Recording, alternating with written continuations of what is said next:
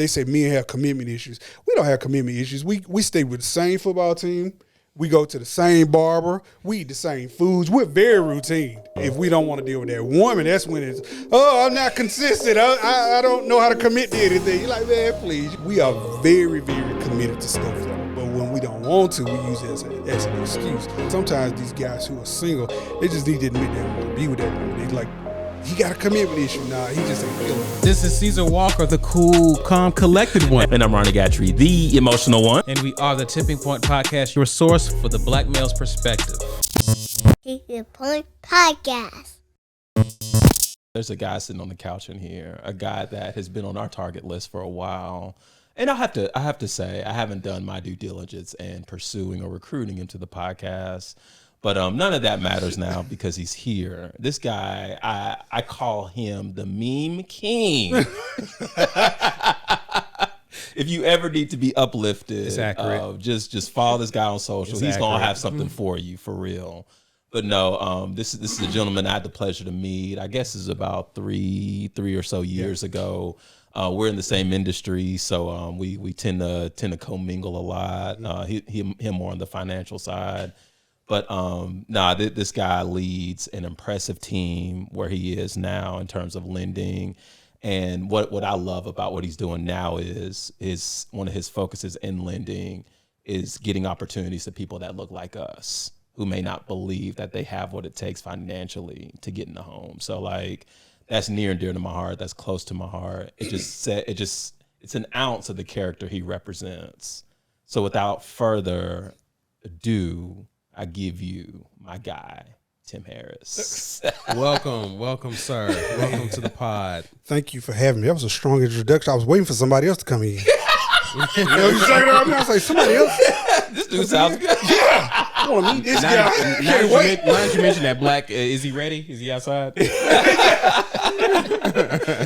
So we can meet him. Tim, before you go, I just got to share this with our listeners, man. So I was reminded of how this happened, and because I do believe there's a level of divine intervention involved too.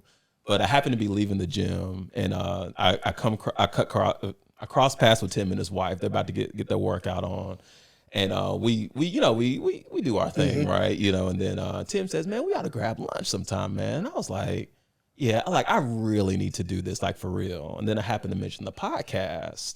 And so, you know, I gave him my little elevator speech on what we do and all that stuff.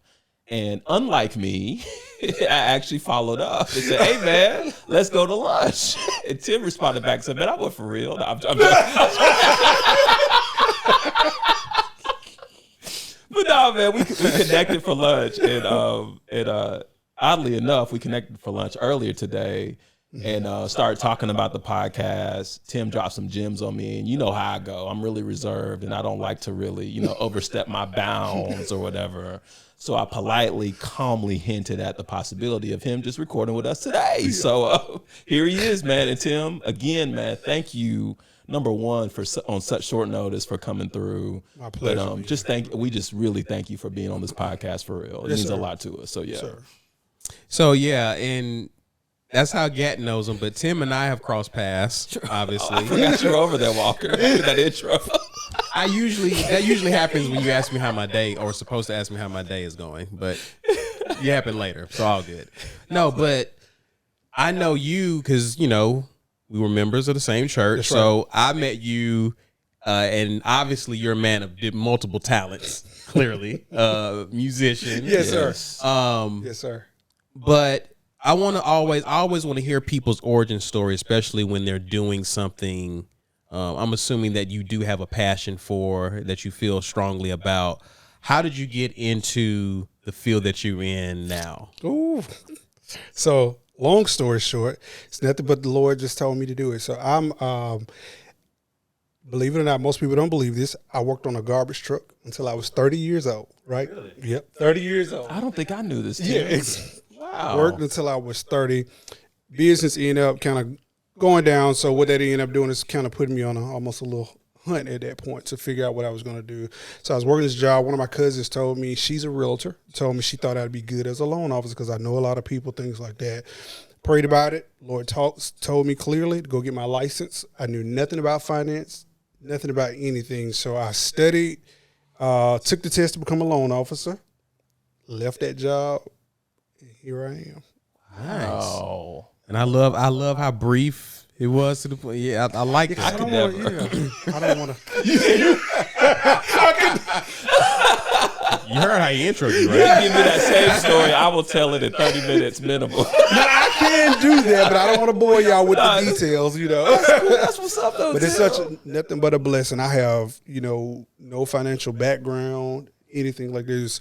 Sometimes God will give you a word and tell you which way to go, and it doesn't look like the path you're currently on, but it's what He has for you. He knew something about me that I didn't understand and know. And so, of course, that path is it's a lot on that path, but that's the short of it. Nice. Well, man, we appreciate you just coming by to just hang with us. And, Gatry kind of cast for you the kind of the vision of where we're going with our podcast. About 4 years ago when we started, we were not on this path. We were just cutting the mics on and just talking. We were actually dealing with garbage too, weren't we? I mean, yeah, if you want to put it that way. That's harsh. It was the opportunity was there. It was there. Oh, you are referring to discuss or trash? Oh, see? I didn't even know he was going there. Okay.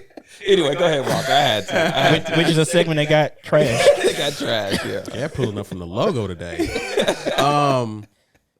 But yeah, so we're in a space now where we're talking about men, talking about men's issues, things that help men grow, things that concern men in the nine. So one of the things that I would love to just ask men who come on this couch and hang with us is, in your opinion today, what are some of the biggest challenges, or what in your opinion is the biggest challenge that men face today from your perspective?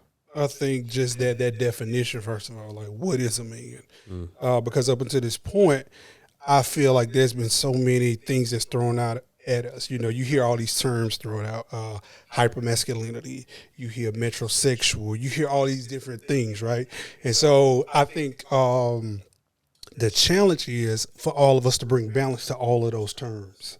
To me, that's like the hardest thing in the world, because we're in an area where, again, if you're hyper, if you're overly aggressive, because that's what we've been taught. Like me, growing up as a working on the garbage truck, playing football, that's one thing. That's a completely different demeanor to and wearing jeans and T-shirts versus putting suits on and things like this. So I believe just finding out a balance of what that definition is. I think that we're forever struggling with that to find, because balance is key. Proverbs says that a false balance is an abomination, right? So just having a true balance, I think that's one of the greatest struggles for us today. How do you, and with balance, how do you be the man of your house, but also show emotion and love your wife the way it's supposed to? How do you discipline your children, but also know when to pick them up, hug them? So that word, to me, balance, is where men struggle the most at. Do you think, you mentioned there's a lot of different terms, and we're in the information age. So it's possible to have good intentions, try to go find and understand what it is to be a man, but get it from the wrong source. That's right. Yes. So how in your opinion, you feel free to chime in, but how do men navigate in terms of finding out the right definition, finding that balance, understanding the whole of a man?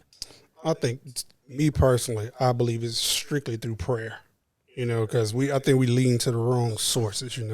Sometimes we have different examples and things, and God has made us all individually unique, and I think we don't yield ourselves enough to prayer so that God can show you what your direction is. Because even when it comes to how to love your wife, how to love your children, it's hard for me to tell you that, because your wife is made up different from mine, right? Yeah. My kids, I may have one of my sons may be more aggressive he said you're gonna have a boy. So my son may be more aggressive than my boy. Yeah, so I can't give you the same. That's what's unique about when you give advice to people, because every situation is so different, So I think what we have to do is spend time in prayer and ask God specific, like, what are you looking for out of me? What do you want out of me? How guide me on the definition of a man? Like, how do I maneuver and navigate through that? Oh, that's good stuff, man. That's good. Gat, I'll pose a question to you. Okay. What do you think is, and Tim talked about just understanding what a man is one of the biggest challenges that men face today. From your perspective, what do you see?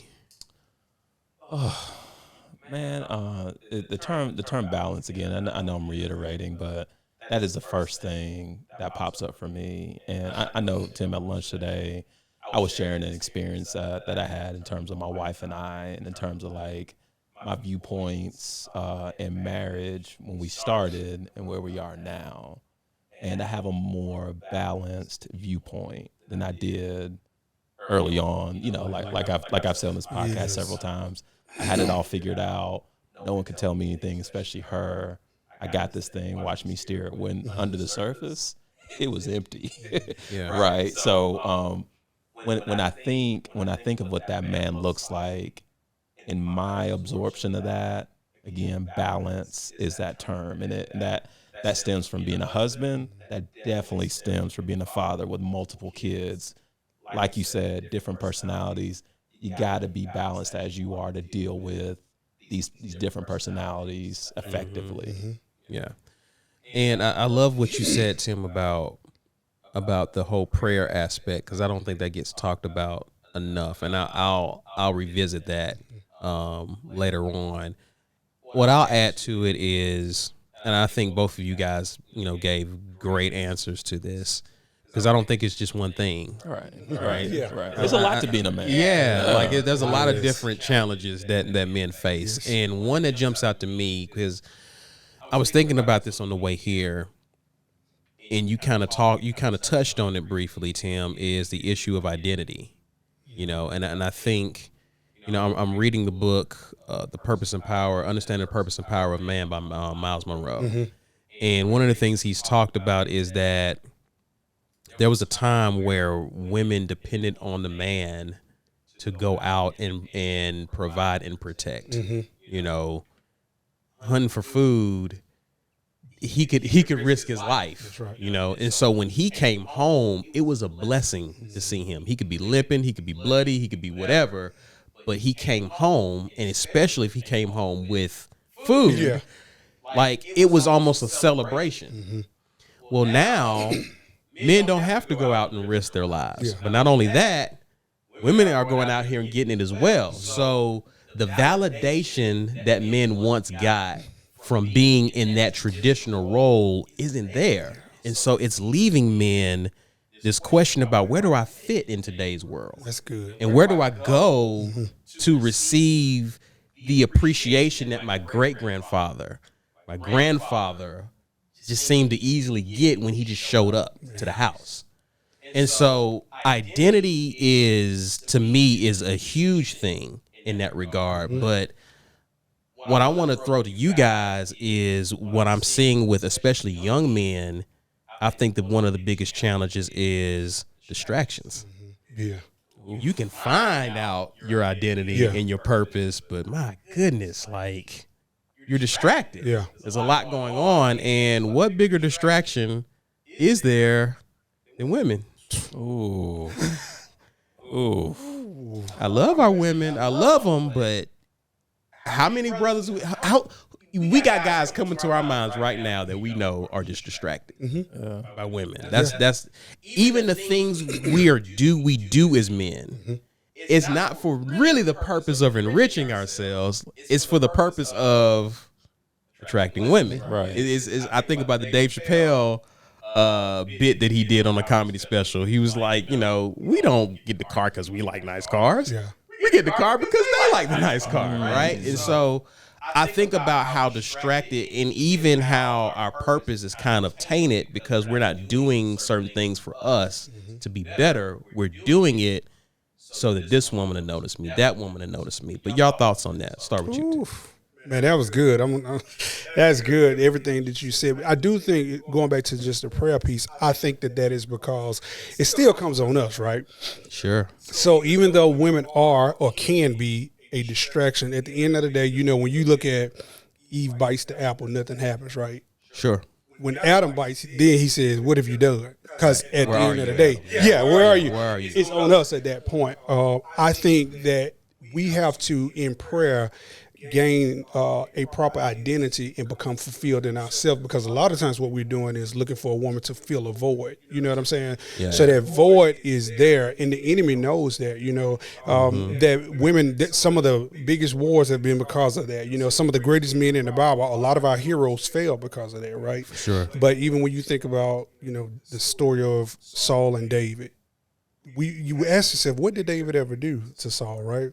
And then when you think about that song, David is killed. Saul is killed 1,000. David hits 10,000. The women were bragging on him, right? Yeah, But that's because Saul had a void in his heart, and so I think that's the issue. As men, we have to. Nobody teaches us to spend that time with God. I feel, even when you look at church now, it's dominated by females. If they talk about prayer in church, it's dominated by females. If you talk about your intercessors, it's usually women that do it. Nobody tells men to do that. Yeah. You know what I'm saying? Yeah. And so we're left wide open with these gaps, and so because of that, it is easy to be distracted when you don't know where you're going, if you don't know what you're doing, and you need a void, you need the praise that we're talking about. When you need that, then it's easy for a woman to come in and distract you. But when you're focused, that doesn't happen. It's easy. That's good. Gosh, that's good stuff. Yeah. That's the energy I was expecting. Yeah, so much of that resonates with me, man. And I don't think I ever took a lot of pointed time to realize, like, gosh, I mean, nothing against my parents, but my mom brought me to the Word. Mm-hmm. You know what I mean? Yeah. And just like, and I think about my wife now with my boys, and it's just like that. To me, that really hits me, because it's like, man, I got a lot of work to do. Yes. I really do. Yeah, we all do. We all do. Man. We all do. But it's real, and I think in a sense it kind of validates these distractions we're talking about. Whereas you talked about identity, you talk about having a male figure leading a household.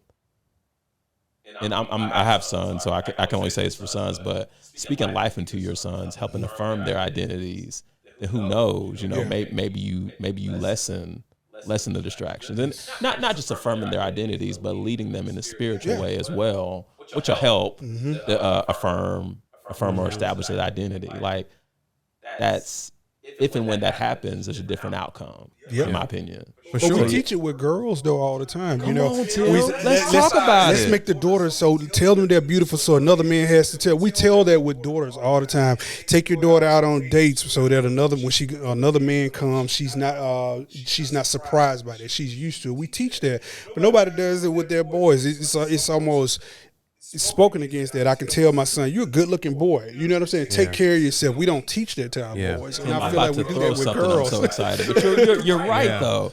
And I was whining to my wife about this the last school year, because I feel like socially they don't have anything for fathers of boys. Yep. Like daddy daughter, and then my boys' school even had mother son date night, where the sons are taking the mom out on date night. Now, I took that opportunity to brush my sons up on etiquette and things like that. So I made the most out of it. But like, why don't we have father son? I mean, father son seems so natural, but why don't we have a whole event for that? Why is that? No, I'm not asking for the answer. I know. That's what I wish I knew the answer. Unless it's throwing a football or a baseball. That's it. Come on, man. That's it. We have no other connections with our boys. It's for us to what's put out there. Now, I'm sure we all connect with our boys on at home, but there's nothing that's set in stone for us that's preached. You think about, like I say, even in church, it's the same thing.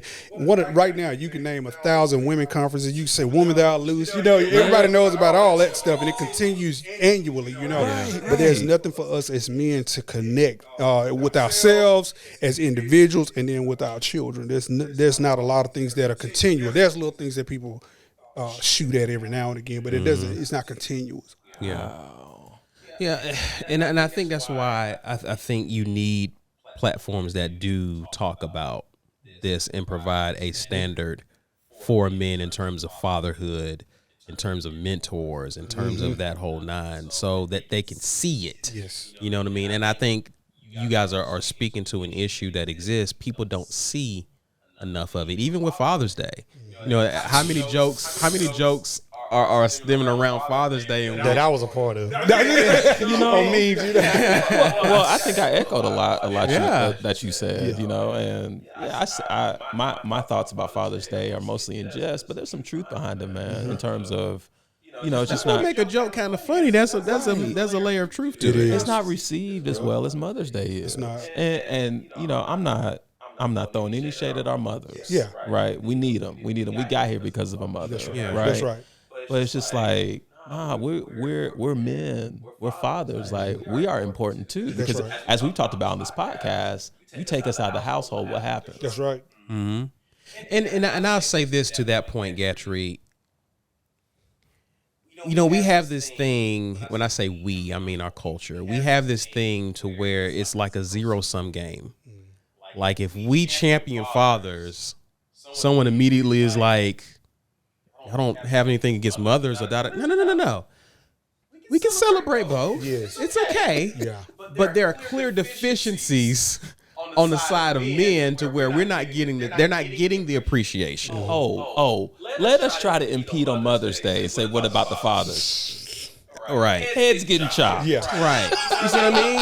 Because it really feels like a zero-sum game. But what we're saying is, I believe there's a healthy space for us to celebrate both when the time is appropriate because of how important both are. Right. And so it's getting back to what you're saying about being a father and being not only through example, but intentional, what I call intentional mentorship, where you're actually spending time with that person, pouring your life into them. You know what I mean? It doesn't have to be deep, but those times you remember. Like I remember a time with my dad, you know, that he spent with me on my graduation day from high school. You know, he was going through some stuff with work, but took time out to be with me. You know, years later, 22 years later, I can still vividly remember that moment. And so there's moments in our life that we remember. And so these things, what you guys are saying, do matter that you spend with your sons. I think some of it too comes from you and I kind of talked about some of this today, but we can't forget how we got here. Now, some of it comes, you know, you go back, slavery on up, the men were ripped from those families, so it was left up to the women to do it. And then even when you come up even a little closer, some of the women, you know, that's why some of the strong people in the family, big mama, you know, things like that, because the father was out working. And so I think what's making it hard, I don't want to say hard, but a little bit more difficult is we're technically pioneering something. You know, this is new. Just like the excellent point you made earlier that we were out, you know, hunting, fishing, and things like that. So now everybody's home. So we both go out and hunt and fish now, and we both at home now. Right, so now we have to recreate this thing. We're pioneering something. So, and even when you look at even outside of slavery, you come up some when the ghettos was created. Even now, when you think about Section 8 and things like that, they have income limits on it. Right. And so because of those income limits, a lot of women are scared to bring a man in the house because I got to show a certain income to stay at this level. And so you fighting systems from a natural angle. Then and a lot of it is spiritual. Like I said, you go back to slavery and things, that stuff is past. For sure. So we have to be the ones that break that generational curse. You know, some of us didn't have fathers, so we have to be the ones to say, I'm not going to allow that to be with my kids and stuff. Like my son, especially my baby boy, he's going to say, I love you before he goes to bed. Well, I'll probably, me and my father told me he loved me for the, now this is not a bad thing because my father was awesome, but it's just how we were raised. Told me he loved me probably when I turned 21, you know, something like by that time, you know. Yeah. But it's normal for my son now. And so what we're doing is now we're the ones that's setting a new trend, I believe. Yeah. So sometimes when you pioneer and you trailblaze something with things like what you guys are doing here, we'll probably see it filter out over the next few generations. Yeah, right. Absolutely. One of the things that we we are encouraging men to do is just man up. Yeah. You know what I mean? And so that takes on a lot of different meanings. We kind of talked about it recently. What does it mean to man up? And simply put, it's just becoming a better version of yourself. Mm-hmm. And we want to deal with the whole of the man. Sometimes in these in help spaces, self-help spaces, or men's help spaces, you're dealing with kind of the outer parts of a man. Mm-hmm. So you'll talk fitness, you'll talk finances, you'll talk your dating social skills, you know, how to pick up women, the whole nine. And those things are great. Mm-hmm. But you're really dealing with the surface or the shell of a man. And, you know, going out there in life, whether it's just work or family stuff, that shell needs some substance behind it. That's right. And so where we come in is that we also talk about the mental, the emotional. You know, we encourage things like therapy, the spiritual, what we've been talking about earlier. And I don't think that gets talked about enough. I agree. In these spaces. And I want to ask you, because you mentioned prayer, you know, you've talked about communing with God and just having a walk. Why do you think, in your opinion, and this is for the floor, but why do y'all think that is, while you can argue that is the clear most important aspect of a man, is often the most neglected of a man? Why do you think that is? Man, I think it's just like we were saying, one, it's just been naturally taught. You and I was saying right this, there are things that are passed down that we just do. We don't even know why we do it, you know. Right. Like, why did I told Ronnie said, me and my wife was having a discussion, this was when we first got married. Why do you put the bread in the refrigerator? I don't know, because my mama did it, you know. You know what I'm saying? Yeah. These are things that have been passed. So again, because the way from generations and generations, you kind of taught that the mother was more so responsible for I had a praying grandmother. Think about the songs. Yeah. They don't even reference to me. I had a praying grandmother. You know what I'm saying? Yeah. So these things was passed down to us. And then also you got to realize prayer requires an emotion. Like, to really connect with God, it requires a certain emotion and a brokenness. Well, we're taught not to show that part. And so I think that's a disconnect too, because outside of just saying prayer, I think we got to teach the intimacy part of it too, because it's bigger than just showing up at church, but fully letting go. As men, we're taught not to cry, not to let go, not to be emotional. And there is a certain thing that you do maintain a certain composure, because, you know, there's a difference in the way men and women worship. There's still a brokenness that as men we have to enter into. And again, I think it's just that nobody has taught us that balance, to be broken as a man, to seek God's face, and what that really means, to spend time, not just show up at church, but to, when that altar call is open, that it's okay to go down. And you'll start seeing this. You pay attention. The pastor has an altar call, the women flooded. You know what I'm saying? It's the ladies. They down there, they crying out to God. And we think, just, you know what I'm saying, worship song going forth, we very seldom lift our hands. We maintain our composure and things like that. And I just think that somebody has to teach us how to connect with him, how to have an emotion, because there's a balance that we can have that emotion and we still can maintain, you know, our definition of what we think a man looks like. I have a follow-up question. Yes, sir. To that, but I want to start with you, Gat, for your thoughts. Get to your follow-up question, because I'm intrigued. and I promise I'll jump back in after that. Fair enough. So why do you think that it's so tough for men? Because you mentioned the brokenness. What I'm hearing is the humility. Yes. Right? And so I've heard it been said is that prayer is your acknowledgement that I can't do life without God's help. That's right. Right? Yes, sir. Why do you think it's so tough for men to get to that space of humility, to where I need help? That right there, because I think that I need help. It's a pride thing, and it's what our parents taught us. Again, you know, it's what they taught you. Get up, don't cry, boy. What you crying about? You know what I'm saying? Now, again, we got to remember why. You know, as a black man, especially coming up, whether it's even outside of slavery, you think about the 60s, they couldn't show a certain emotion when they walking, right? Sure. So that was passed to us, and we don't really know why. So when you cry, when you do things like that, also men are scared to be vulnerable too, because especially if you're married, you have to be able to trust that your spouse can see this vulnerable space.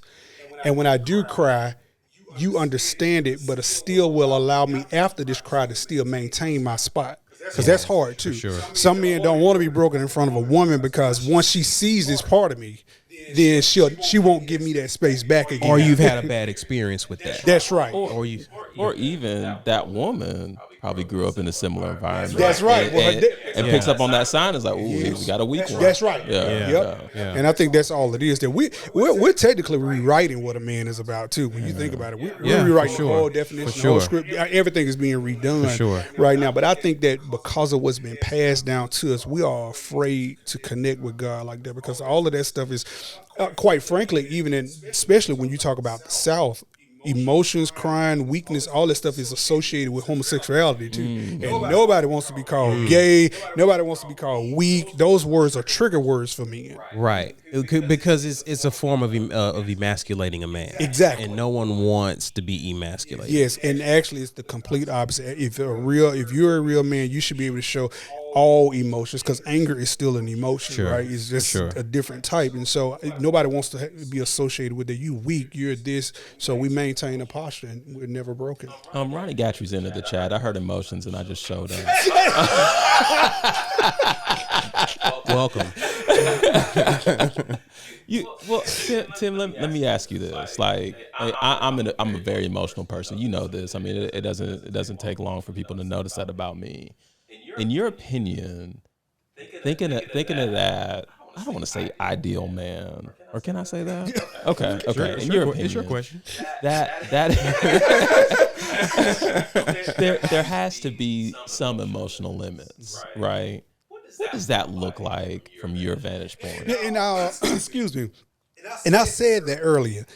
I do believe that there is, like you said, there isn't a point. As a man, you do have to, I think you still have to be wise and maintain a certain posture, because at the end of the day, you still, if you military or anything, you have to maintain a certain posture, because you're still a watchman on the wall, right? Yeah. So at church, there's security, everything that. If let's say everybody's into it, there's certain people who maintain a post on the wall. They have to be still watching. So I think as men, we have to seek God about what that balance is. And again, that's the problem. We always go too far on the other end of the spectrum. Right. I think it's perfectly fine to cry, but at the same time, we don't have to flop out and just, you know what I'm saying? We done lost all composure at that point, because you're still a watchman and you're watching things. And I think we just have to seek God to find out what's the balance, because there is a too far in anything that you can do, and I think we have to maintain that posture. Well, Tim, I would like to share this if I could, and give your candid thoughts, if you will. But I go back to, it's 13 years ago now. Wedding ceremony, they open the doors. I see my bride. Oh yeah, dude, tear, and my face is getting all crazy now talking about it. But I could not control the tears. Yeah, I could not. It was a thing of beauty. Yeah.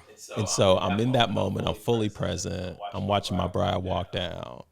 And my father-in-law kind of gives me this look like, he looks at my wife like, you sure you want to do this? Yeah, it's two different generations. Though, right. Yeah. That's a generational difference. Yeah. Like, is this? Right. Let me protect my daughter. Right. That's what here's where it gets crazy. So I'm looking in the crowd. I look at my mom. My mom's crying. My dad, nothing. I find my uncle, nothing. Yeah. So I turn back and I look at my groomsmen, and I got one crying with me. Yeah. But I took on a lot after the fact. Like, there was a lot of jokes. Yeah. You could joke with me about that. That's a moment for me when I remember for the rest of my life, because it's something.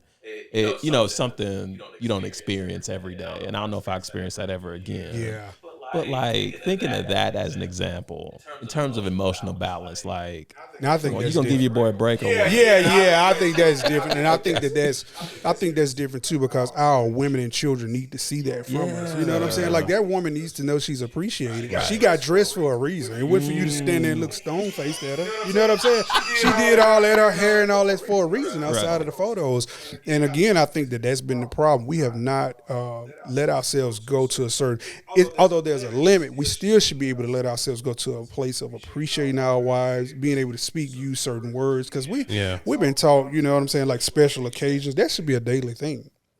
For sure. Yeah, the women in our family should experience love, affection, touch, all that stuff. And, you know, they should be able to experience it. I think that was awesome what you did, you know. Thanks, Tim. I appreciate that. Yes, sir. She deserved that. Walker was there, and he was looking mighty screw-faced at me, too. I caught his eye in the crowd. So Here's why you know it's cap. Here's why you know it's cap, because I was in the back of the church. He did not see me. I didn't even know he was crying. That's how far back I was sitting. This is all news to you.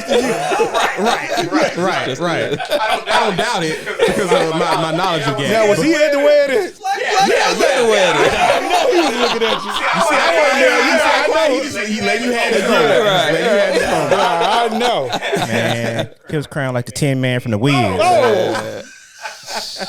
Listen, and I could not control it, Tim. Like, I couldn't. No one has one of my best friends beat. He broke down. Oh wow. Yeah, it was touching, but it was almost scary because I've never seen him cry like that. Ooh, so you know it's real. Yeah, I was like, oh shoot. Do I need to check on him? It was like that type. It was that kind of cry. Like he needed support to hold himself up. Yeah, I was like, See if he got so overcome with emotion. Wow. And so I don't think there's anything wrong with that. I don't think there's anything. I mean it's funny, but it's nothing wrong with that in the grand scheme of things. Like as guys, we're gonna always find a joke. So so expect that. But no, at the end of the day, I think that's fine. Can we shift to another aspect of manhood? Is this a good point to do that? Let's go. Tim, when we think of a man, we think of him having the ability to provide. Mm-hmm. Tim, just go. Like what resonates within you when you hear that? That is. And also talk about where we've got it misconstrued too, if you don't mind. Now, I think again, every household is different too. So, are we talking single man, married man? Because that's different. Tell you what, I think that's a good question. Okay, go ahead. No, what you think? When I heard that question, I'm hearing in as it refers to being in a relationship or being in a marriage. That's where I was headed. Yes. So bullseye there. Yeah. Okay. But I'm curious because I want to hear both. Can I be selfish and ask for both? Yes, because when I think provider, I think as a husband. I don't think about provider in the sense of being single because that's true. It kind of just, at least for me, it kind of just happened. Yeah. But if you've got thoughts on that, let's hear them. Well, I only reason I say that too, I think just as a single person, you need to, if you can, attempt to prepare to be a provider though, and I think that's the thing, just preparing for you're never going to be fully prepared because situations in life, but I think the attempt to at least be on some sort of path, even if you don't complete it, because I'm doing something completely different from when me and my wife started our journey. But I think you need to at least be prepared. But when you're married, I think one, you have to assess what that woman is too, because every woman has different expectations. You know, we're talking about definition of men, just like you pointed out earlier. What did she see? Like, what is her definition of it? Because that can help or take a marriage down. There are some women out here who are natural nurturers, and no matter where you are in life, they understand. They're builders. I'll say that.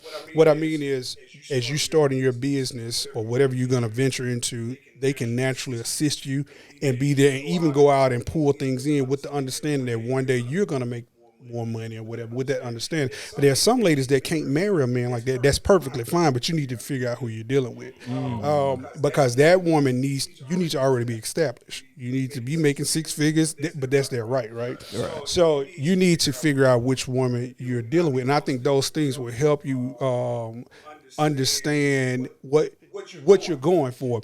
But at the end of the day, as a provider, I think you need to have a clear plan and laid out. One thing, my wife, we have an interesting story, but she had understanding, but I always share vision with her too. So even though we didn't make the money, she always had a understanding of where I was headed, or at least attempting to go. Damn, I love Yeah, that. and I think that's the problem with men. We don't communicate enough. You know what I'm saying? We think that woman is just upset with us, but she don't know what you over there. What are you thinking? You know, I promise you we're going to get on our feet. What does that mean? What does that look like? What do you? So my wife knew, okay, I'm taking this test, and this is going to lead to this, and this is what I'm now. Stick it out with me. I promise one day we're going to make it. You know what I'm saying? We're going to do that. I don't think women are on us the way we portray it. Some men just think that we can just say, stick this out with me, and she's supposed to just ride with it. You know what I'm saying? Right. As a provider, that doesn't mean that the account is always going to have money, but you at least need to have a game plan that you are, being able to give us some security. Security is not always money. It's not always currency like we think. Security is a plan sometimes. She needs to know where are we headed to. You know what I'm saying? And when you give her that, then that's showing that you're a provider, in my opinion. Oh. So you're getting into where I was wanting to go in terms of a leader, and what should be the goal for every man in terms of being a leader, because I believe in us is the ability to be a leader, whether it's in our families, our communities. If a man assesses himself and he's not really leading in anything, where's the first place what's the first step in your opinion that he should take in terms of becoming and realizing the potential of being a leader? I'm gonna go back to it every time. Prayer. It's prayer. Yeah. It is. Yeah. Because in leading, you have to I'm gonna say prayer, and I'm gonna say vision, because the vision for yourself. But the other thing is, do you understand where God is taking that wife? Because that's different too. Do you understand each one of your children? As great as Joseph was, at the end of the day, Joseph, when he got to where he was at, running Egypt, he sends for his father, right? If you read, when his father gets there, his father sits them down and tells them individually who they all are according to their personalities. And so I think we have to seek God, not just for us, but as a leader. I think we've made it all about money, and it's not. Leading somebody. Your wife could possibly make more money if you lead her and and find out who she is. You know what I'm saying? Right. She may end up being greater as far as to currency go, but having vision. What does God see when he sees this woman? And I think that's where we go astray at. We make it about leading, that we are the end all be all. And leading is not always that. You know what I'm saying? Yeah. I think about Nick Saban is one of the greatest leaders because he transforms people to the next level. All these athletes, they're better and faster, stronger, and they make more money than he does. But he has visions for the position. He has vision for the next level for them. And he'll always be, and other people come to him to tell, how do I get to the next level? Everybody seek him out for that. Yeah. And so I think as men, that's what we got to do. Like, Lord, because I ask all the time, like, Lord, what is my wife like? What is she supposed to be? Help me help her break generational curses, because she has things too. Help me nourish her properly. What has she been through that I need to talk her through? That, to me, that's leading more than money any day. Yeah. Good stuff. Wow. Just pause for station identification. Are you okay with the Saban reference? I'm concerned. Like, he's one of those, Tim. So Is he an Auburn fan? Yeah, he's Stan. We gotta make sure he's okay. He's my guy. He's not just a fan. Hold on. No. Is it bad? Hold on. No. Y'all are Bama fans. I'm an Auburn alum. So let's establish that first. Whoa, see, you need it. Let's establish y'all are the fans in this room. Okay? Whoa. Continue. You So done? and I'm good. okay? And I'm good. Hey Tim, you took that one because of me. My bad. We had to have it. Man, it was like buckshot. That was AK-47. I need to check my I just bleeding. gave it a chop. My bleeding. Oh my God. I mean, if you want smoke, I can. But no, that's a great reference though. That's a good reference though, for sure. What you got, Gat? Gosh, there's so much there. Nah, just go, because I'm in a place I don't need to be. So, and this conversation would have gone off the rails. I'm curious. So we talked about recently about what is a man, or what does it mean to man up? And Black talked about accountability, and I think that is. I think when you talk about leading, I think you can't lead anyone without showing the ability to accept accountability. Yes. I think in many cases, you earn people's trust in you, husband, father, when you're able to publicly accept accountability. That's right. Talk about, and again, I know it takes a humble man to get to that point, but talk about how significant that has been for you. Just accountability. Yeah. Oh man, that has been just that. It's been it was tough, first of all. Yeah. Because you got to let It's never easy. Yeah, right? it's not. never. It doesn't feel good. No, that pride piece, man, and just letting it go. But it feels so wonderful to be able to do that because, again, it's showing your brokenness to God. You know what I'm saying? That's my biggest thing there. Just taking responsibility and saying, Lord, I was wrong. Or like you said earlier, being able to, initially thinking that you know everything in the marriage.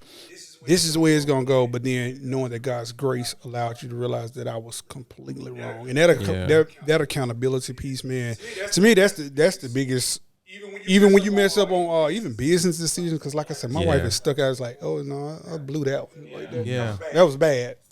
Yeah. That was terrible. But I think accountability, as a man, just taking full accountability and giving it to God so that you don't make that mistake again, whatever it is. Yeah. For sure.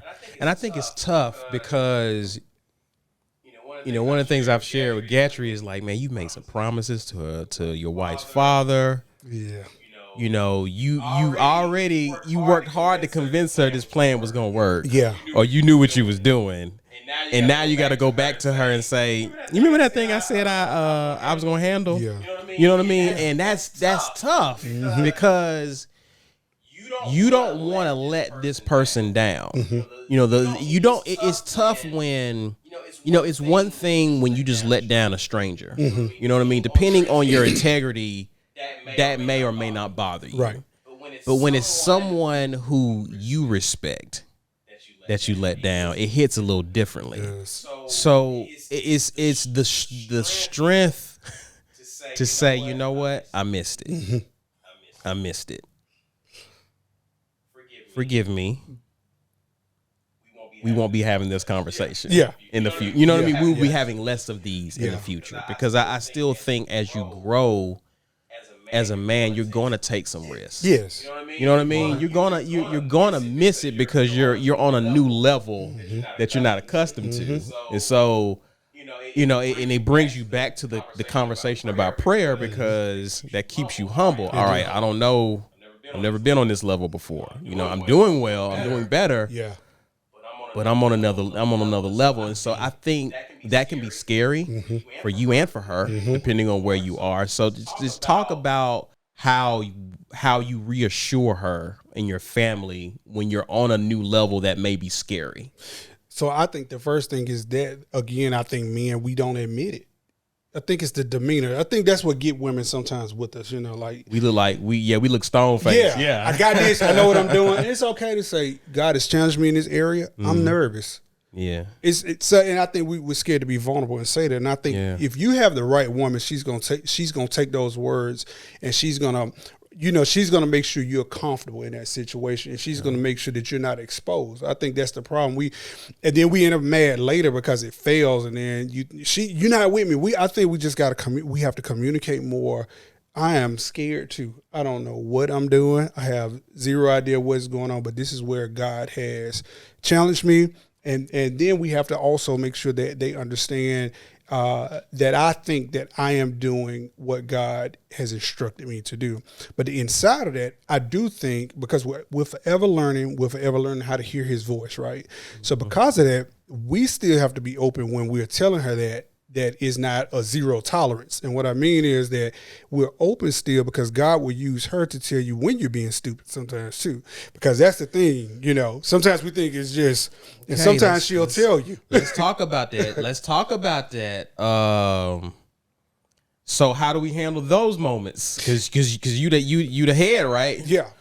But how do you handle? You see what I mean? You understand what I'm getting at? So being the head says this. The Bible says this in Proverbs. There's safety in the multitude of counsel, right? Yeah. So a lot of times when we're running by nobody, we think that leadership is just And we think we learn this stuff in the natural. So the natural, they tell you, you have a board, you have counsel, you know what I'm saying? You have these things, but we don't do it in marriage. We think that leading it, no leader just runs anything. No CEO can just do anything. The president can't just do anything. Even the CEO has board of directors. That's right. Yeah. You have to. The president can't just make a call either. There's chains of command because there's different perspectives that you don't think about. Also, from my experience, what I learned, sometimes God is telling you to do something, but not right then. So sometimes she can slow you down a little bit, you know. Sometimes she can speed you up. We got to be open to that because I think we think when you hear leader, we think dictatorship, and those are different. You know what I'm saying? Yeah. So we think that means God said we finna move and pack this house up right now. It's like, okay, babe, but is it now? Is it 2 years from now? Is it next year? It may be next month. It may be in the morning. It may not be right now. It's a reason why your partner exists. You know what I'm saying? Like, it ain't just, most of the time we make it for this woman to, and I think, like you guys hit on, I think that's what submission gets mixed in sometimes, that we think that woman is there to cook, clean, and for sexual purposes only. She has an opinion, and God speaks to her as well. You know what I'm saying? She's a and helpmate. we have to be open. Helpmate. Yeah.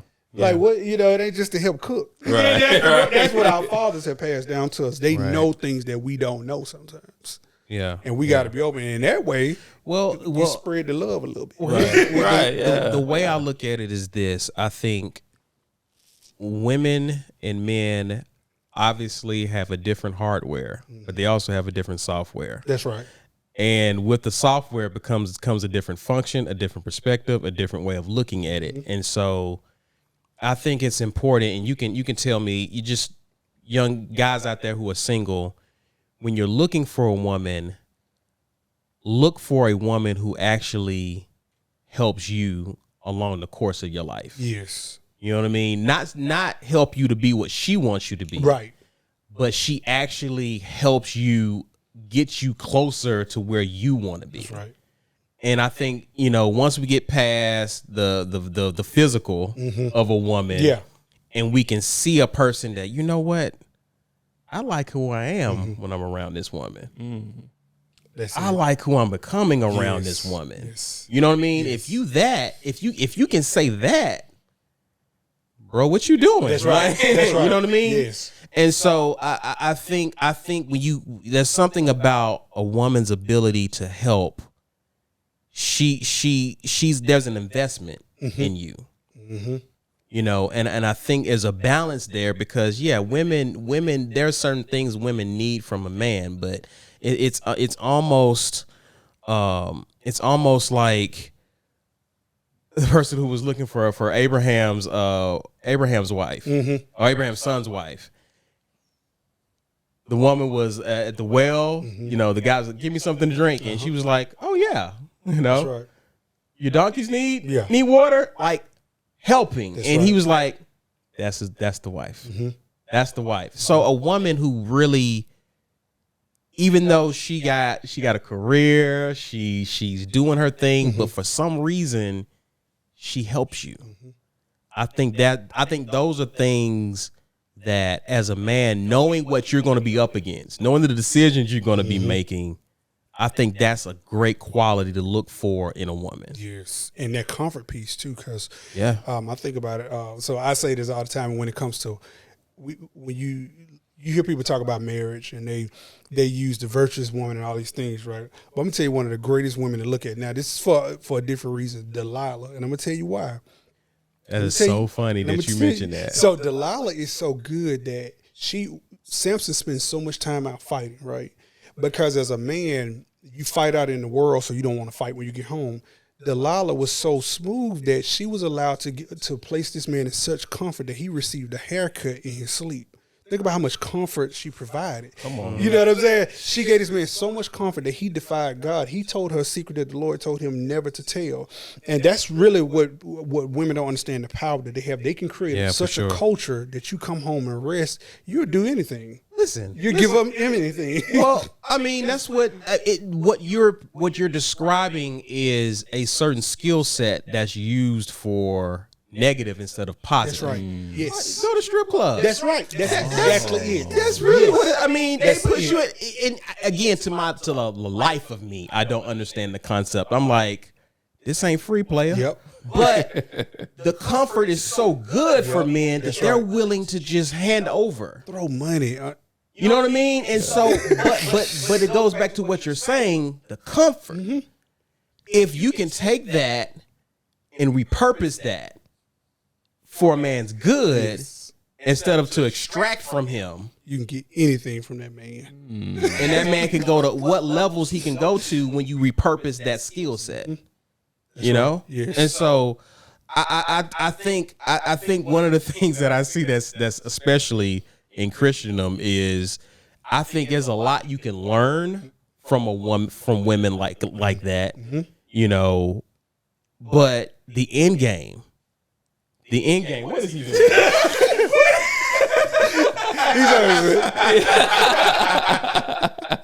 I think he felt the your strip club analogy. I think he just camped out there from it. You know, they say in church sometimes you don't hear nothing else.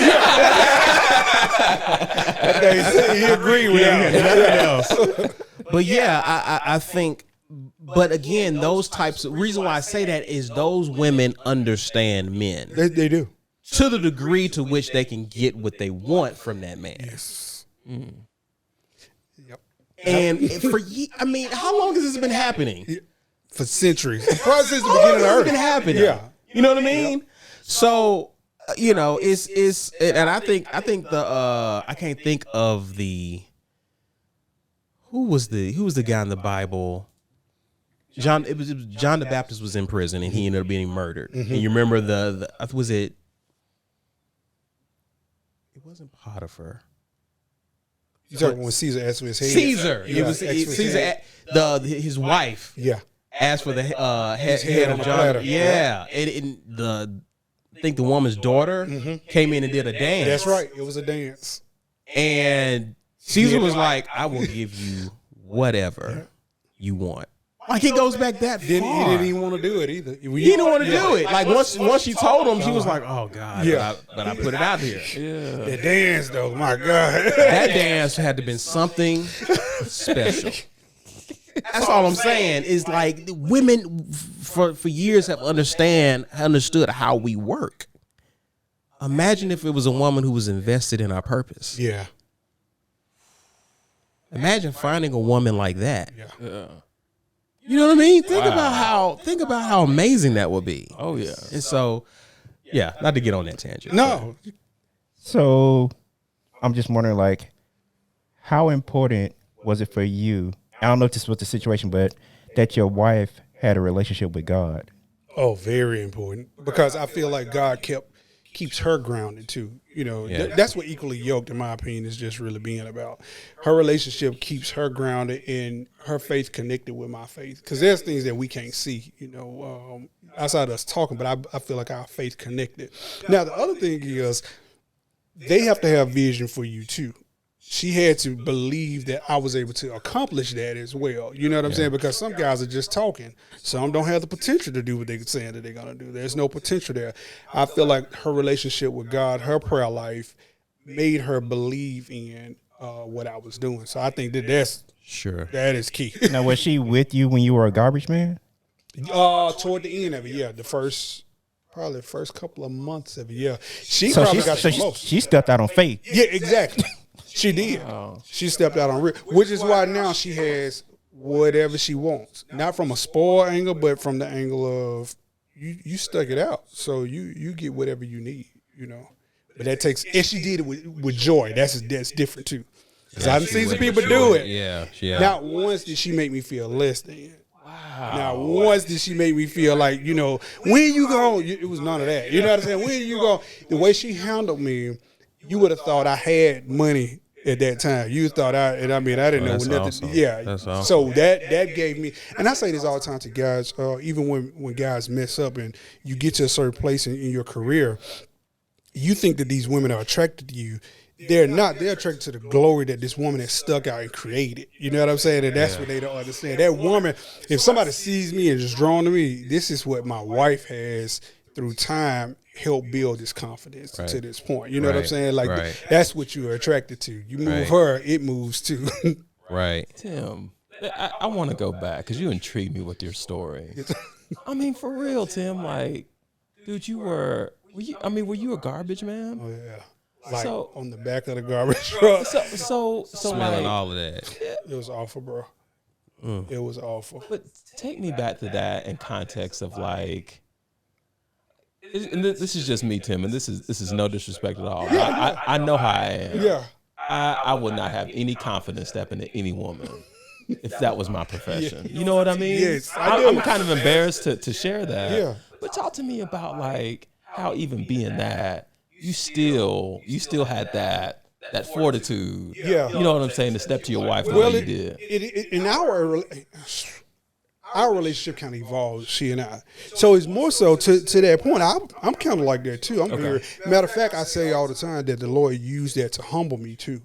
Like that was a breaking. So I'm just like that too. You know, I'm like I can't talk to nobody because I'm very prideful, to be honest with you. Yeah. So it was a breaking for me. It was a breaking for me. But she never mishandled me like this. So it was still on her because she gave me a comfort level. So it's not that I just, you know what I'm saying, saw her and just walked up to her and just started. No, that's not how that happened. You know, it evolved into something. And even to this day, you know, she believes in me a lot more than I do. I can tell you that, like, even to this day. You know, I told you, believe it or not, I'm shy by nature. I don't like crowds. I don't believe that. Don't lie to our listeners, man. I don't like it. My wife pushes me all the time. She's like, you need to go. You need to do this. You need to do that. Everything, even with certain things now, of course, now this is Friday, but if it's a suit or something like that, don't. No, you can wear this. You're going to look, because I come from a kid, we was joking about this the other day. I had some jeans on. They were a little bit more fitted, right? So I grew up in the 90s. Baggy jeans, you know what I'm saying? We grew up Timbs and things like that, you know? Yeah. She was like, no, it looks good. But to push me, then after that, other people start complimenting, saying stuff. She's building that so somebody else see you. I think you just grab that. And no, she made me feel comfortable enough to leave the house into an environment. And so people don't realize how important it is to have that right connection and have that woman that believes and sees more than you do. Absolutely. Absolutely. It's so it's vital. And that's a shout out to her. Yeah. Anything I become, I feel like that God shows his love to me through her is how I feel. You're making me right now really appreciate my wife even more. And you've seen this, Walker. I'm sure you pay attention. I know you did because you and I used to have conversations about it. We all used to work together. Mm-hmm. And y'all know how I used to dress, particularly going to work. Okay, you clarified that. Yes. Gotcha. Before my wife got in the picture, things changed, right? And I remember specifically, my wife got me this yellow sweater that I still have to this day. Mm-hmm. And man, again, I was very immature early on in our marriage, and I raised all kind of you know what. Mm-hmm. And I threw that sweater across the house. Ain't no way I'm wearing a yellow sweater. I'm looking like a school bus is what I told her. Wow. I tell you, I just put it on because I think it was all I had clean at the time. Yeah. And I put on this huge jacket over. I was like, man, ain't nobody gonna see me in this. Yeah. Man, I got caught slipping, come out the bathroom. Got a compliment. That yellow really brings out your whatever. Yeah. From a woman, all right. It was harmless. Yeah. I was like, oh. Wife ain't know what she talking about. That woman ain't never had good vision. Yeah. She don't know what she talking about. Get another compliment.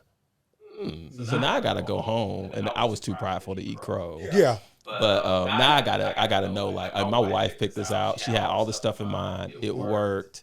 I really got to lean in and trust her more, especially when it comes to her fashion choices. So they have vision for us, man. That we, you know, they keep us current too. I really do. I feel like they do. They keep us very. I agree. current. Yeah. I agree. But it's got to be with the right woman. That's the problem, though. Sometimes because you can't relax with everybody listening to this podcast might not be able to have that same thing. And I think that's the thing. That's why I say advice is so weird. Sometimes you got to find that. Right. It's possible, though. Yeah. It's possible. And yes, you have to do your due diligence. Mm-hmm. If you're single and dating, you're looking for fit. Just like companies look for a right fit in an employee. Yes. Go ahead, Gab. And and Tim, let me know what you think about this. We've talked about it, but I really feel like when it comes to finding the right one, it all starts with you. And I'm going back to that identity thing. You got to know who you are. That's it. You got to have a certain level of love for yourself. Yes. Mm-hmm. And I didn't have that. I'm gonna be honest with you. I didn't have that when I proposed to my wife. I did not. Yeah, But man, like, I feel like I've grown into more of that, and it's bared fruit, obviously. But I feel like if a young man is out there wondering, is this woman the one? I think a lot of it starts with knowing yourself first, loving yourself first, and then that woman comes in and puts that icing on the cake. And that is exactly it, because you have to explore, because that's what I realized. I really didn't know myself. And once I started realizing, what I realized is that's why I was going for the wrong kind of women, because I'm kind of laid back a little bit for the most part. Now I laugh and joke all day, but like you and I was talking about so you got to be honest with yourself and say, well, how am I for real? We lie to ourselves all the time. I can handle this and I can handle that, and a lot of times we can't. We're attracted to it sometimes. And what I mean is, like, my son, I picked him about this. I got an older son, he's 21, and he's drawn to certain kind of girls, but he's realized he doesn't like it because he thinks he's attracted to the girls that's like, wide open. But at the end of the day, he chills. And he's now just coming to understand and realize that, that's how he is. And I think we're not honest with ourselves. Like, what are we drawn to for, or what do we need? That's right. Like, how did God make me up? Right. What am I drawn to? And I think you just gave me the answer. But Tim, I'm gonna ask you, as a father of young men, what does that look like for us to make sure our sons are rooted in their identity and have a deep level of self-love? I don't think we talk. So I do this a lot. My wife would tell you, and I talk to my boys a lot. And I also tell them where I messed up at. I always do. I admit it all the time. I was like, this is where I say it often. Not too much to the point that, because you do have to walk a thin line according to the age groups what they can handle too. Right. But they got to know what's in their blood. You know what I'm saying? Like, there's some in their veins that they need to know. You know what I'm saying? Like, we all have these things, that generational curses that our fathers have passed down to us. So we got to talk to our boys and say this. Like, one of my sons, one of them, he's got this thing that I noticed that I used to do a lot. And I talked to him about it and told him what it did to me. We were able to kind of walk through it. It helps him a lot. A lot of times what we do instead is just fuss at him and beat him up. No, you can't do that. Because a lot of times we do it because we saw what it did to us. So we think, don't do that, because tell them what it did to you. Like, why look, I want you to skip some stuff that I did. It took me 5 years to get here. I'm hoping that it takes you a month or two to get here. I talk to these kind of girls. This is the route that it took me. We have to be transparent with our boys and tell them that, we're just leaving them out there. We don't talk to them. They're still young men, and so men are logical. Yes. So you have to logically walk them through how that scenario plays out. Yes. You know what I mean? And so they're not going to respond to the yelling, the fussing, or whatever. I mean, like, man, you tripping? You wild? You know what I mean? But I think it makes sense to especially, and what I want to ask you is this: how have you managed to maintain the lines of communication as your boys have grown up and have become men? How have you managed to work on that? Man, again, a prayer, because I ask God all the time, what do I do? Because I don't know. We don't know it all. Yeah, each one of them have totally different personalities. Yeah. One of them is a little more emotional than the other one. One of them, and I got two that's polar opposite. One he's more sensitive, and I got another one that's hardcore, and I got one that sits right in the middle of everything. You can tell he's gonna be somebody's CEO one day. You can just tell the way he is, He just got it, But the other two are on different ends of the spectrum. But what I try to have, I think is important as far, especially if you have multiple children, is to talk to them together collectively, but address them individually. Because we gotta realize what God does is when He makes us, He takes you and that woman, bring you all together, and He extracts different parts of you to make that person.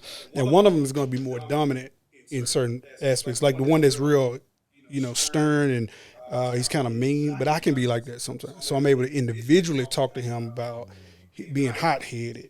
But the one that's oversensitive sometimes, I could talk to him too, because I've been there as well. And I talk to them as individual. But collectively, they are all experience all those different emotions. Even the one that sits in the middle, he'll sometimes, teeter-totter over, But I think we have to keep that line of communication open, spending time. And it don't have to be deep like people make it sometimes on TV. It ain't gotta be a big field trip or things like that. Sometimes it's as simple as him one of them sitting at the table, I walk in and we just start talking. So you gotta take them fishing. You don't have to do all that. It's good to do. It's good to do. But it's good to do it though at the same time. If that's your thing. But if that's your thing. I think we make it too deep. Yeah. These little one-offs, I don't try to make it like a big deal, like that all the time. These one-offs, sometimes they standing outside, sometimes they doing little things, but we gotta talk more as me. That's the biggest thing. We lie all the time. We don't talk. We talk. We talk on the right topic. You go into the barbershop, it's wide open. You go to the bar, it's wide open. Then when your wife says so, I just don't know how to explain it. You know how to explain it because just what Nick Saban. Yeah, you know just what Nick Saban should have did to win the championship. You can tell that. You can tell what play should have been ran. We use that as excuses. Everything we do is like that. I joke with people and say all the time. Men say, they say men have commitment issues. We don't have commitment issues. We stay with the same football team. We go to the same barber. We eat the same foods. We're very routine. Like, we're very routine men. But if we don't want to deal with that woman, that's when it's, I'm not consistent. I don't know how to commit to anything. You're like, man, please, I cried when I was a kid. My barber died because I had been with him since a kid. You know what I'm saying? We stick everything out. Yeah, we just don't do it when it comes to, we don't want to hold that. That's going back to that accountability and responsibility piece you're talking about. We are very, very committed to stuff, though. But when we don't want to, we use it as an excuse. Yeah. And I was going to say, but I don't want to take us around down the other path. I was going to say, sometimes these guys who are single, they just need to admit they don't want to be with that woman. They like, he got a commitment issue. Nah, he just ain't feeling you because when you're ready to get married. But anyway, I don't want to go down the wrong. Well, we know. Yeah. I'm about to say, I'm not opposed to going down this road. Not either. We've gone down that road. Yeah, man knows. We don't have commitment issues at all. I love the way you put that, man. I really love the way you think about our fathers and stuff. Someone working plants for 20 and 30 years. They don't have commitment issues. We commit to all kind of stuff. They go to the same church. They do everything we do. We stick to the same brand of cars. My daddy never detoured from a Chevy. You know what I'm saying? I'm a Chevy man. I'm a Ford man. We stick to everything. We stick out everything. But when we don't want to deal with that woman, I got commitment issues. I don't know. You're like, yeah. Such a heavy term. It's like, no, let's not use that term. Yeah. It's an excuse. That's a good point. Because we don't want to deal with it. Yeah, it really. I mean, it is. It is. I think too. You mentioned generational curses. No one has shown that guy how to navigate through whatever he's dealing with either. That's right. You know what I mean? Yes, sir. Sometimes you can be in an unhealthy situation. Mm-hmm. And then there's just other times you just don't know how to deal with it. See, I think that's the responsibility piece because I talked to my son about this. Yeah. My son has a girlfriend that he was trying to break up with, right? And I could just sense it. Same thing. I walked in the kitchen. He was sitting there. He's like, kind of just, you could tell something's going on. I said, the issue is, as a man, you want her to come to you and say, I think we should break up. But as a man, you need to take full responsibility. You realize she's not it for you and move. That's what you got to do because it's better for her so that who she's for, she can find the right person, you find the right person. Now, that is, I think, the issue that we don't want to take that responsibility. We want that girl to come to us and say, she's never going to do that. You want her to come to you and say, I think this ain't going to work. And, I don't think it's going to work. But because we all been around girls. Yeah, you're like, ain't no way I'm taking you home. But we just drag it out, We know instantly. Yeah. But I told my son, I said, you need to tell this girl first because it's not fair because the guy who she's supposed to be with can be finding her, but she's so occupied with you. So you have to take the responsibility and cut it off. Lack of leadership. Mm-hmm. Well, I think too, and if I can put myself, this is the 21-year-old. Mm-hmm. No, this is my 18-year-old. Okay. I've been here where I've been involved. I was involved with a girl in college, and I just knew if I break up with this girl, I don't know how long it's gonna take for her to recover.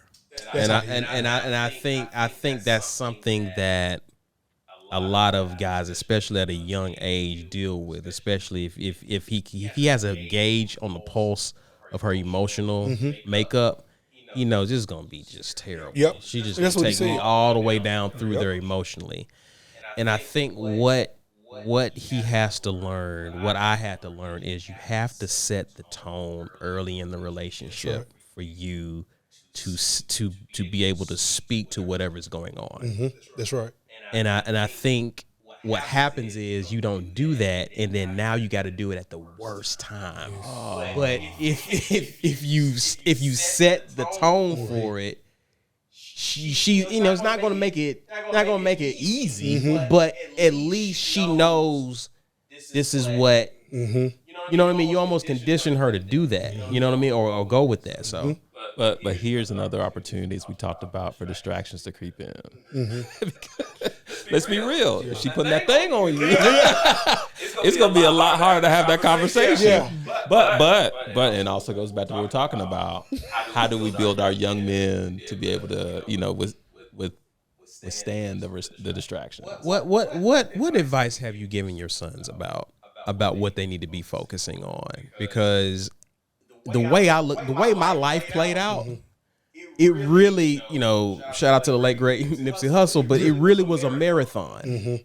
It wasn't a sprint for me as it pertains to women. I became a lot more attracted to women the older I got. Yeah, right. So even though running parallel with that is the fact that you're becoming attracted to women and whatnot, I don't think you should just be hands off, like just away from you should be a monk.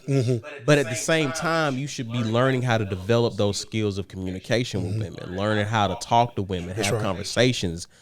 But your focus is on the end game, That's right. the long run. Like, they're gonna come. They're gonna come because they're gonna be drawn. And see, you don't have to chase women in your 20s when you learn how to attract them early in your 30s or late 20s or whatever, because you're more settled.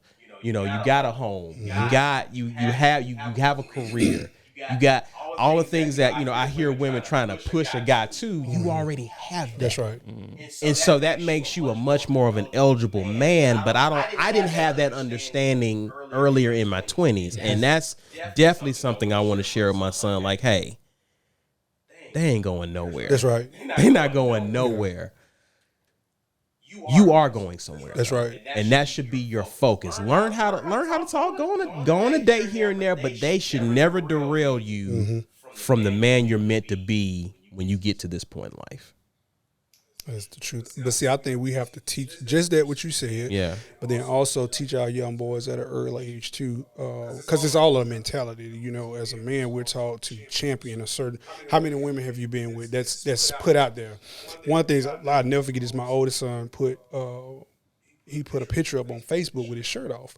And I said, take it down now. But the reason why, I didn't just tell him to take it down, but I explained to him how his body is a temple, that these things are not meant to be shared. And I think as men, we don't talk about that enough to our boys too. We make it a trophy. How many girls you been with? How many? All this. All these things. That language, and we have to show them that there is a honor in keeping yourself, and that we've gotten away from that. You're redefining manhood for him is what you're doing. You're reprogramming him to understand what it means to be a man. Because that's impressive, right, to sleep with that different women. But what's the end game? That's right. Right. Yep. And making like you said about where she is mentally, because all that happens, because we talk about that soul tie. I said, now she's not just crazy. That's not.